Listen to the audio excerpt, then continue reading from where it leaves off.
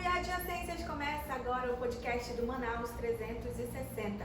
E aqui comigo hoje está o Zé Ricardo, que é candidato a deputado federal. Ele é atualmente deputado federal e agora vem para a reeleição. Quero agradecer a sua presença aqui e vamos começar, conhecer melhor aí o que o senhor vai trazer nessa nova candidatura, quais são as suas propostas. Eu sempre digo aqui que a gente presta uma atenção gigante para o Poder Executivo, quem são os candidatos, em quem votar, tem briga, todo mundo vira especialista, mas quando o assunto é Poder Legislativo, a gente acaba deixando um pouco de lado, descobre mais ou menos ali na hora da urna em quem votar, às vezes esquece em quem votou. O brasileiro está um pouco assim, há anos, a gente tem visto isso. Então a intenção do Manaus 360 aqui é a gente conseguir trazer essa luz mais para o Poder Legislativo, conhecer o que pode fazer, o que pode prometer, o que não, enfim. E hoje é com o senhor que a gente vai falar. Tá certo, uma satisfação poder estar aqui em Manaus 360 com você, Cíntia, e a todos que estão aí organizando o programa, a toda a equipe técnica. Obrigado pelo convite. E você lembrou bem uma coisa, que realmente tem muita gente que deixa para a última hora para escolher o candidato e a candidata a deputado, o proporcional, deputado estadual e federal. Como nós já estamos agora nas duas últimas semanas, então realmente é um momento decisivo para as pessoas escolherem e os próprios candidatos, intensificarem a divulgação, principalmente do número. Muitas pessoas, às vezes, têm dificuldade para encontrar o número do candidato que tem interesse em votar. Eu estou sentindo isso também. Muitas pessoas mandam mensagem para perguntar qual é o número mesmo. Sabe que já vai votar no Zé Ricardo, no Homem da Kombi, no 1313, mas tem dúvida quanto ao número. Para a gente começar, bom, como o senhor já está como deputado federal e agora quer reeleição, como é que o senhor avalia o senhor mesmo nesses últimos 4 anos? Então, eu fui vereador, eleito 2 vezes, então tivemos a oportunidade de debater muito a cidade de Manaus, a questão urbana, também depois eleito 2 vezes deputado estadual, e aí discutindo muitas questões do Estado, incluindo segurança, saúde, a educação, questão dos investimentos, defesa da economia da Zona Franca. E agora, como deputado federal, esse mandato, além de ter essas pautas todas, estaduais, regionais, a defesa da Zona Franca é uma pauta nossa mesmo, do Estado, a discussão sobre investimentos estratégicos nas estruturas ou infraestrutura do Estado, cobrando do governo federal investimentos, próprio da atuação como deputado federal. E a outra é a discussão nacional, porque como deputado federal a gente tem que discutir os projetos que valem para o Brasil inteiro, as leis, mudança na Constituição, a reforma da Previdência. E nós tivemos nesse tempo, nesses quase 4 anos de mandato, a pandemia também. Então a pandemia acabou mudando bastante, vamos dizer assim, o dia a dia dos mandatos, porque nós tivemos sessões virtuais. A gente não podia viajar para Brasília, tinha que ficar no estado, e as sessões eram virtuais, até recente agora continuava tendo. Então assim, uma experiência diferente.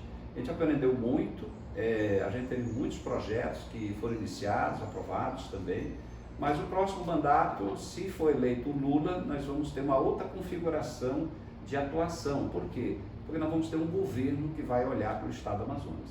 Eu tive a experiência agora de ser oposição ao governo federal, um governo que se tornou inimigo do Amazonas porque está atacando a Zona Franca de Manaus. Então o governo Lula com certeza vai ser amigo do Amazonas e o nosso mandato vai ser assim uma ponte para poder trazer investimentos, projetos, programas sociais, mostrar a necessidade de priorizar o estado do Amazonas e a Amazônia como um todo. Apesar do senhor colocar que o senhor está como oposição e que o presidente é contra, e a gente tem visto aí os decretos, mas Manaus apoia muito o presidente Jair Bolsonaro de acordo com o que indicam as pesquisas eleitorais. E o senhor tem o PT aí, sempre o senhor não esconde o partido, que aliás é um movimento que a gente tem reparado em alguns candidatos que o partido quase não aparece, mas o senhor nunca escondeu o PT e a sua proximidade com o Lula. Mas o senhor acha que pode ter algum prejuízo em votos aqui em Manaus por conta dessa cidade mais bolsonarista? Olha só, na eleição passada, o Bolsonaro ganhou no Amazonas, no segundo turno, com o Haddad, uma diferença de apenas 9.000 votos, 0,1 quebrado de % a diferença, porque a maior parte dos votos vieram do interior, que o Haddad ganhou em praticamente todos os municípios, menos Apuí, Guajará e Manaus. Manaus é que foi a grande votação do Bolsonaro. Foi mais de 60% dos votos válidos para o Bolsonaro. Agora as pesquisas da última agora mostraram 30 e poucos por cento votando ainda no Bolsonaro. Eu diria assim que caiu quase a metade. E talvez vá cair mais ainda a votação para o Bolsonaro. E o Lula que cresceu no interior, né, ele ganha facilmente no interior e cresceu muito na capital. Então essa é a eleição nacional. No meu caso específico, as pessoas me conhecem já há muito tempo, o meu trabalho, eu já vi pessoas dizendo que votam no Bolsonaro e votam em mim também. Né? Por quê? Porque acompanha o trabalho, o nosso jeito de prestar contas, né, em cima da Kombi. A gente não tem nenhum envolvimento em escândalos, nas questões que muitas vezes o pessoal questiona muito, que é a questão da corrupção, né, política, corrupção pública. Pelo contrário, na verdade, a minha atuação sempre foi, assim como do Praciano, do Valdemir José, né, de outros companheiros, sempre de luta contra a corrupção. E, aliás, o PT, o Partido dos Trabalhadores, é o partido que mais aprovou projetos, principalmente na gestão do Lula e da Dilma, de instrumentos de combate à corrupção. É que houve todo um trabalho muito forte, né, muito forte, para tentar, vamos dizer assim, prejudicar a imagem do partido perante a sociedade. E na cabeça de muitas pessoas ainda ficou essa coisa de mentiras, tantas mentiras que contaram sobre o Partido dos Trabalhadores. Então ficou uma coisa ainda muito forte, que já diminuiu, as pessoas estão vendo a verdade, né, que o problema não é o partido, o problema são pessoas, né, que erram, que se envolvem às vezes em corrupção. E isso acontece, acho que quase todos os partidos têm casos de pessoas envolvidas no passado, no presente, em algum ato de corrupção. E nós temos que combater isso. E é um pouco esse o nosso trabalho e a gente vai continuar desta forma atuando. Já chegaram para o senhor falando, eu queria votar no senhor, mas o senhor não podia ser de outro partido, algo assim? Já, Cíntia, né? Até agora recente, ainda tem pessoas que dizem, olha, se você não fosse do PT, eu votaria em você. Ou então pessoas que dizem, não, se você saísse do PT, você iria ganhar. Aí eu sempre pergunto assim, tá bom. Ou então a pessoa diz o seguinte, olha, você está no partido errado. Ah, você é uma boa pessoa, etc e tal, admiramos, mas você está no partido errado. Aí eu pergunto, qual é o partido certo? Aí a maioria das pessoas não sabe assim dizer, não, vai em tal partido, que esse é um bom partido. Eu até brinco, né, com as pessoas dizendo o seguinte, sabe qual é o partido amazonino atualmente? A maioria não sabe. Sabe qual é o partido do governador atual? Muita gente, não posso dizer se é a maioria, mas muita gente não sabe. Qual é o partido dos políticos que nós temos aqui no Amazonas? As pessoas não sabem. Mas o Zé Ricardo, quase todo mundo sabe que é do PT. Então isso não é uma coisa ruim, isso é uma coisa boa, sinal de que você tem um político que não fica pulando para lá e para cá, que tem clareza de ideias, que está no partido construindo, né, políticas públicas aí. Essa é a realidade dos outros países. Se tem gente que admira os Estados Unidos, lá todo mundo sabe que o fulano é democrata, o fulano é republicano. O outro na Europa é a mesma coisa. A pessoa é de um partido, defende aquelas ideias, aquelas propostas, e assim vai fortalecendo a democracia. Agora, a pessoa que fica pulando de partido para lá e para cá, não ajuda a construir nada para fortalecer verdadeiramente a democracia que está garantida pela Constituição. Agora, uma coisa que deixou a Câmara Federal muito em evidência esse ano, aliás, teve muita coisa, mas orçamento secreto foi um assunto que, enfim, todo mundo falou sobre isso. O senhor recebeu dinheiro do orçamento secreto? Pois é, o orçamento secreto é um absurdo que foi criado, né, permitindo que o relator do orçamento tivesse um poder no sentido de distribuir orçamento, ou seja, recursos do orçamento, para direcionando para interesses, vamos dizer assim, do governo, para apoiar determinados apoiadores, vamos falar assim, do governo. Isso é um absurdo, isso é um erro total do Congresso Nacional, que instituiu essa figura com o apoio do governo atual. Porque a discussão do orçamento tem que ser uma discussão aberta, o direcionamento dos recursos, onde cada parlamentar tem o direito de indicar emendas, porque o parlamentar não pega o dinheiro, ele indica emendas. Então você tem a regra estabelecida, cada deputado federal tem as emendas individuais, tem as emendas de bancada, tem essas que são impositivas, portanto é obrigatórias serem executadas pelo governo, e tem outras emendas que não são obrigatórias. Eu, quando fui deputado estadual, eu era quase o campeão, eu, Luiz Castro, tem outros colegas, mas eu e Luiz Castro principalmente, nós éramos campeões de emendas que não eram aprovadas. Mas se fossem aprovadas, elas não teriam caráter impositivo, ou seja, o governo não seria obrigado a executá-las. É diferente das que tem no governo federal E agora o governo do Estado também já tem, desculpe, na Assembleia Legislativa tem emendas impositivas, né, do orçamento do Estado. Sim. Mas eu nunca recebi nada do orçamento secreto. Pelo contrário, nós lutamos contra a existência desse orçamento secreto. Isso é um absurdo. Lula ganhando, um novo Congresso tem que mudar essa regra e acabar com essa falta de transparência em relação ao orçamento. Ainda dá tempo de mudar ou ele já está... Olha, vai ter a discussão do orçamento agora, após as eleições, o orçamento do ano que vem. Porque eu acho que o governo deve estar mandando agora a proposta orçamentária que vai ser discutida. Claro que as regras estão estabelecidas pela LDO. A LDO que foi aprovada já antes do recesso. Então, no geral, assim, pode ser mudado sim, acredito que é possível, né, agora no final do ano. Agora, vamos ver como é que vai estar a composição política, né, os interesses que sempre esse movimento dentro do Congresso para poder atender A, B ou C. Eu sei que tudo isso aconteceu também por causa da eleição. Muitos deputados da base do governo tiveram liberação de recursos via orçamento secreto para favorecer suas bases políticas por conta das eleições. No final do ano a eleição já acabou, né? Então eu espero que essa regra seja mudada. Desligou nosso tempo, eu quero saber como é que está. Apesar de eu não enxergar muito, eu tenho que ficar de olho aqui. Só para a gente contextualizar as emendas, né? Os parlamentares eles não podem dizer para você, olha, eu vou mandar asfaltar a rua tal. Eles não podem fazer isso, mas eles podem fazer indicações e tem essa verba, que são as emendas que podem ser aprovadas ou não, mas é impositivo, enfim. É só para a gente saber um pouco de como é que a gente está falando. E do orçamento secreto eu perguntei se ele recebeu, porque a gente não tem informação disso, a gente não tem os dados de quem recebeu.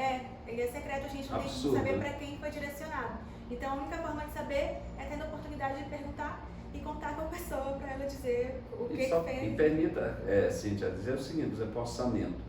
Eu direcionei as emendas de bancada, né, que são as emendas também positivas, valores maiores, cada deputado recebe praticamente o mesmo valor, os senadores também. Sim. Eu direcionei no primeiro ano, foi quase 19 milhões, tudo para o IFAM, para a escola técnica. As 14 unidades do IFAM no interior e 3 da capital, todos receberam recursos graças ao Zé Ricardo. E o governo federal cortou recursos do IFAM nesses anos. Então, as minhas emendas, diria assim, salvaram o IFAM, a falta de recurso de investimento. Foi quase 19 milhões e mais uns 3 milhões nos outros anos. No segundo ano, todo o recurso de 24 milhões foi para a UEA. Todo o orçamento de bancada meu foi para a UEA. Então, nós estamos falando de quase 30 municípios do interior que receberam recursos graças ao Zé Ricardo, nessa emenda de bancada. E agora, do ano passado para esse ano, foi de quase 19 milhões, somando os outros 2 anos, tem 22 milhões para o FAM.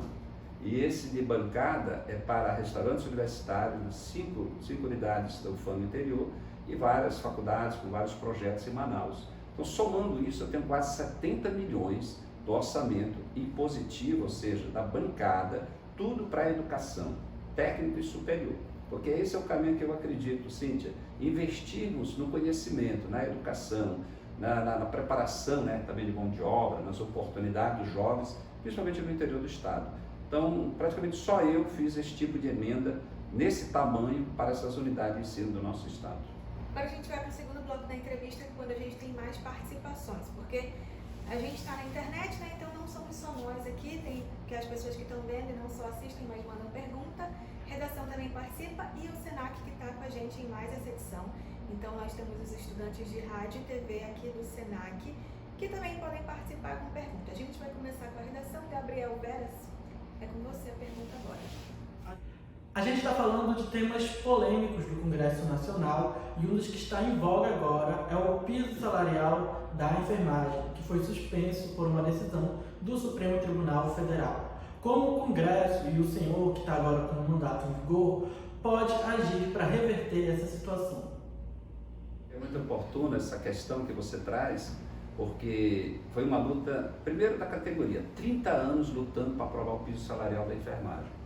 E agora nós conseguimos aprovar, tanto no Senado como na Câmara.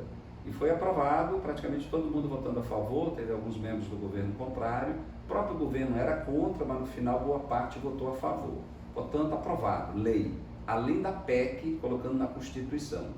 E o governo não impediu e sancionou. Só que o setor privado da saúde, sindicato que representa as empresas, clínicas, hospitais particulares, entrou no Supremo e o ministro Barroso deu uma liminar suspendendo a eficácia da lei, suspendeu, teve já uma votação onde a maioria concordou com o ministro, então está suspensa a lei. Então isso vai ter que ser rediscutido.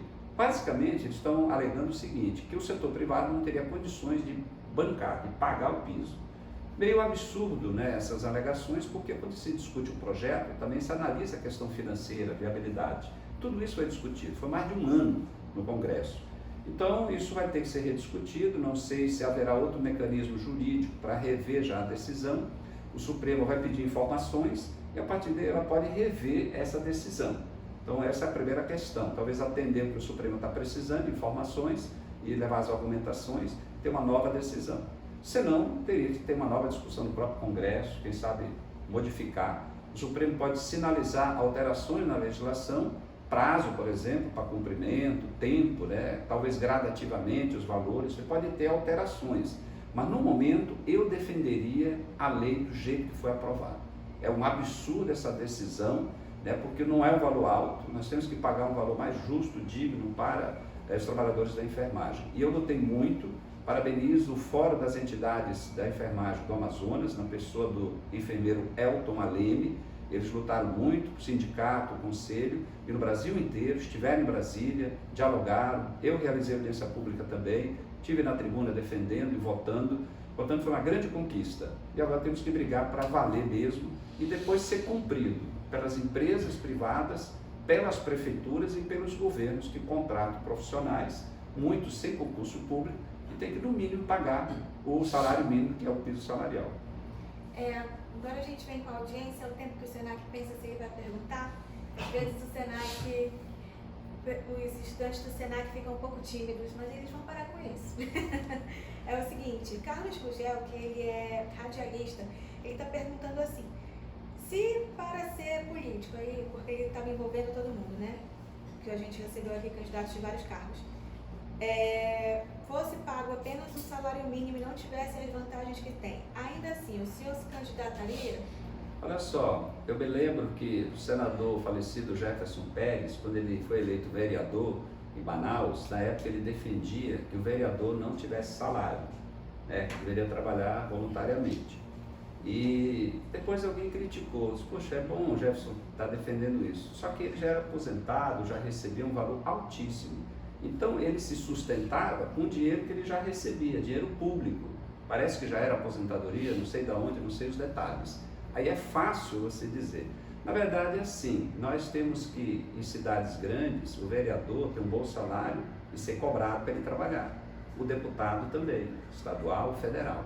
Qual é a vantagem que tem? O que eu, como deputado federal, coloco no meu bolso como resultado da atuação parlamentar? Apenas o salário. Eu não tenho outro benefício. Há uma imagem ou informações equivocadas sobre o que um deputado federal ganha financeiramente para si, para o seu bolso. Só o salário líquido. Não tem outro tipo de coisa. Toda outra despesa é do mandato, é da atuação parlamentar. Lógico, eu tenho que ir para Brasília. Então, a Câmara paga a passagem aérea. Eu tenho que ter uma equipe de assessores, de gente que vai te auxiliar em Manaus e lá em Brasília. Claro, a despesa da Câmara, eu nem pego no dinheiro, é contratado pela Câmara, você indica o número de assessores necessários, Câmara paga. Eu não tenho nenhum outro benefício, não tenho nenhum auxílio a nada, não existe isso. Se no passado existia, mas hoje não tem. Na verdade, a Assembleia Legislativa ela acaba tendo uma estrutura de trabalho até maior do que a Câmara é bem reduzido. E há um rigor muito grande na despesa. Então, por exemplo, se eu tiver que visitar um município do interior, com avião ou de barco, qualquer coisa, claro que é a Câmara que paga. Isso é igual a qualquer pessoa. Se você trabalha numa empresa e vai a serviço da empresa em algum lugar, a empresa paga a despesa, o hotel para você ficar, a alimentação, a passagem. A alimentação, por exemplo, eu só tenho direito à alimentação paga lá pela Câmara se eu estiver almoçando lá em Brasília. Em Manaus, no interior, qualquer lugar que eu for, toda e qualquer refeição eu tenho que tirar do meu bolso. Não existe ressarcimento, eu não recebo um valor para depois gastar, assim, não existe. Toda despesa do mandato, você tem que fazer a despesa, pegar a nota e pedir ressarcimento. Então, se eu viajo de avião para o interior, um avião, seja de linha normal ou alugado, eu tenho que pagar primeiro, né? Muitas vezes é um cartão mesmo de crédito seu pessoal, para daí depois pedir ressarcimento, com nota e tudo. Então você tem que estar fazendo isso, é um rigor grande. Então, dessa forma, então não existe grande regalia. Agora, se eu fosse listar o que realmente coloco no bolso, além do salário, conselheiro do Tribunal de Contas, membros do Ministério Público e membros do Judiciário, nós teríamos uma lista muito grande de benefícios pessoais. Não é a despesa para o exercício da sua função pública. Portanto, é bom sempre a gente divulgar melhor o que realmente cada parlamentar recebe pelo trabalho que faz. Ah, mas tem muita gente com muito dinheiro. Aí pergunte de onde ele arrumou o dinheiro. Porque do salário, só do salário, talvez não tenha sido. E o Jairo Mota, que também está aqui na nossa audiência, ele pergunta sobre a Zona Franca. O que o senhor pensa da Zona Franca? O que é possível fazer para ter uma solução a longo prazo? E se seria a própria Zona Franca ou uma outra alternativa? Olha só, a Zona Franca é o grande sustento realmente do Amazonas. A maior parte da arrecadação do Estado, do orçamento, depende do ICMS da Zona Franca, entendendo o comércio, indústria, todas as atividades em torno. Você tem os empregos gerados, você tem a arrecadação da UEA, o fundo da UEA, que é o dinheiro que mantém a universidade, tudo vem do nosso polo industrial aí. Ora, os incentivos à política, ela está garantida na Constituição. O Lula prorrogou por 10 anos, que terminava em 2013, ele esticou para 2023, seria o ano que vem. E a Dilma, no governo dela, esticou mais 50 anos, 23 até 73. Então, a Constituição garante os incentivos, mas o incentivo é redução ou isenção de imposto. Se aquele imposto tem alíquotas menores, diminui a vantagem de Manaus. Essa é a história dos decretos do IPI. Reduzir o IPI em todo o Brasil, se os produtos fabricados na Zona Franca não tiver uma exceção, lógico que a vantagem de fabricar em outro lugar aumenta e diminui no Amazonas. Esse é o perigo da redução da alíquota de IPI. Em si, o incentivo continua, redução ou isenção de IPI, mas essas ameaças de decretos de alíquotas são um grande problema da gestão pública ameaçando a Zona Franca. Além da Zona Franca, é claro, nós temos que cuidar de outros setores da economia para gerar emprego. Um dia acaba a Zona Franca. Então é bom que a gente tenha uma economia forte, baseada não só nessa parte que envolve os produtos tradicionais da Zona Franca. Quem sabe o turismo, a grande produção de pescado, que já devemos estar produzindo em grande escala e não estamos fazendo. E não é para criar peixe, é para industrializar também o peixe. Aí sim a gente dá um passo importante para fortalecer a economia do Amazonas. Como deputado federal, tem alguma coisa que possa ser feita para colaborar mais efetivamente aí com essa questão da economia? Ou realmente fica a cargo de vocês defender a Zona Franca de cada ataque? Nós temos que ser vozes para, além de defender a Zona Franca, defender investimentos na infraestrutura estratégica, vamos dizer assim, logística. Nós temos que lutar para o governo federal investir no transporte aéreo, nos aeroportos, melhorar o transporte fluvial, cuidar dos portos, investimento na área da internet e telefonia, ou seja, comunicação no interior. Então, o papel do deputado federal é ser essa voz do Estado para chamar atenção e cobrar que o governo federal e o próprio governo do Estado, mas principalmente federal, realize esses investimentos. Entre no planejamento público. A Dilma tinha um projeto chamado Amazônia Conectada, para levar a internet para todos os municípios através de cabos ao longo dos rios. Ela tinha um projeto para construir 25 aeroportos no Amazonas. Tudo isso iria ajudar a melhorar a economia e, logicamente, de modo geral, o sistema de transporte do nosso Estado. Se não fizer isso, claro que é muito difícil desenvolver o Estado como um todo, quando não tem internet funcionando, que é o que eu vejo em todos os municípios que eu vou, uma dificuldade a internet, a telefonia. Tem outras questões também, como segurança pública. Como é que alguém vai investir no município que não tem segurança, que não tem comunicação, que o transporte é difícil? Então, todas essas questões precisam ser trabalhadas e o papel do deputado federal é muito importante para poder ser essa voz em Brasília, junto ao governo federal, para cobrar isso. Certo. Senac, vocês têm pergunta? Leonardo tem. Você tem algum projeto que o senhor gostaria de destacar para a população acompanhar seus feitos? Então, quando a gente fala de projetos, existem muitos projetos, né? Eu, ano passado, fui um dos deputados, além de mais vezes ter ido para a tribuna da Câmara para falar, também fui um dos deputados considerados mais atuantes pela quantidade de projetos da entrada, né? E tem muitos projetos que demoram para ser aprovados, tem projetos que você faz em conjunto com outros parlamentares. A bancada do Partido dos Trabalhadores tem muito isso. Então nós fizemos juntos o projeto que virou lei do Vale Gás, por exemplo, que reduziu, que está ajudando milhares de famílias no nosso estado com a questão de um benefício para a compra do botijão de gás. Eu sou um dos autores da lei, no período da pandemia, junto com a deputada Rosa Neide, da lei que trata do atendimento emergencial dos indígenas. Junto com a bancada do Partido dos Trabalhadores, nós ajudamos a aprovar a lei Aldir Blanc, né, que defendemos muito para ajudar os trabalhadores da cultura.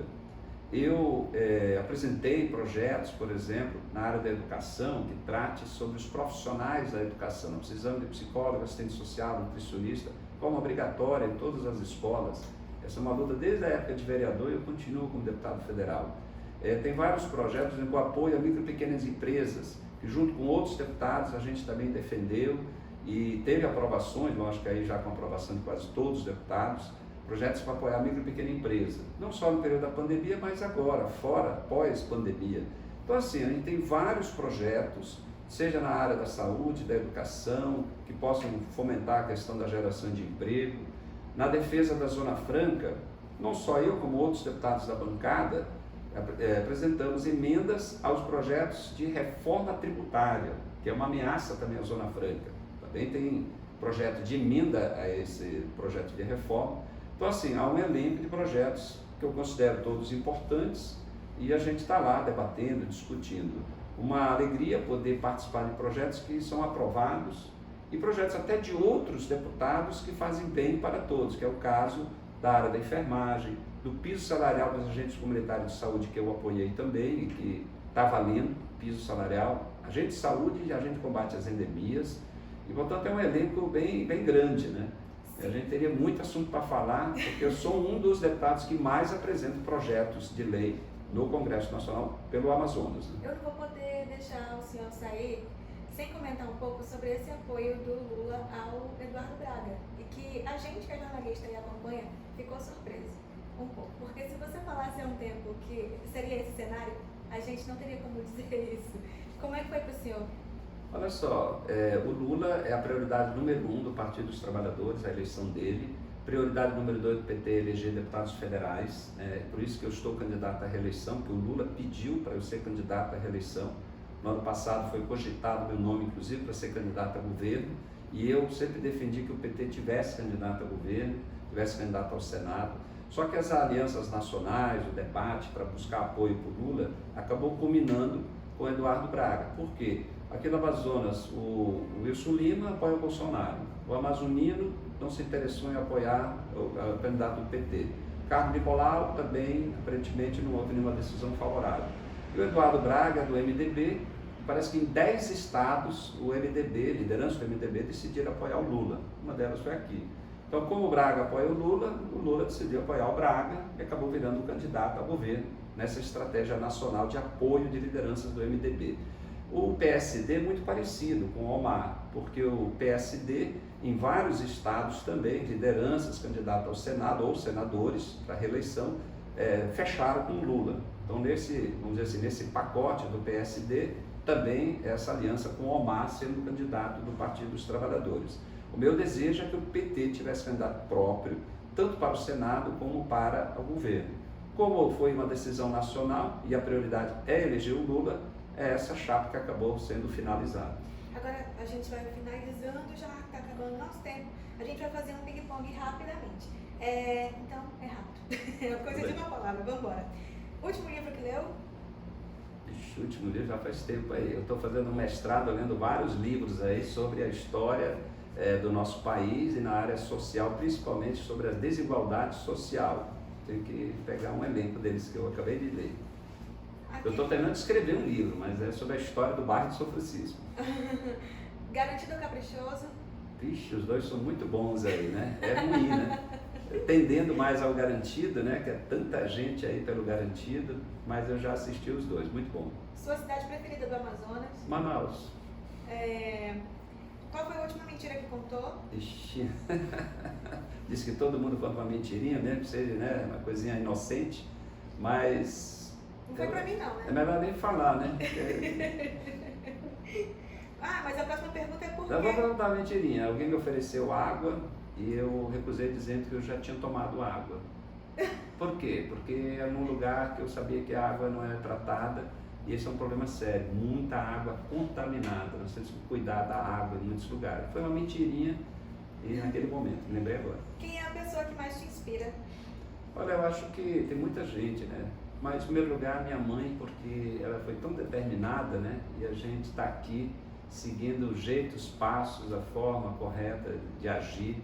E a minha mãe, portanto, é a grande inspiração, assim, né? Para a gente nunca desistir da vida e sempre ser honesto e se contentar com um pouco, mas crescer e trabalhar para crescer e cada vez prosperar mais, né? E por último, qual a última mensagem que mandou?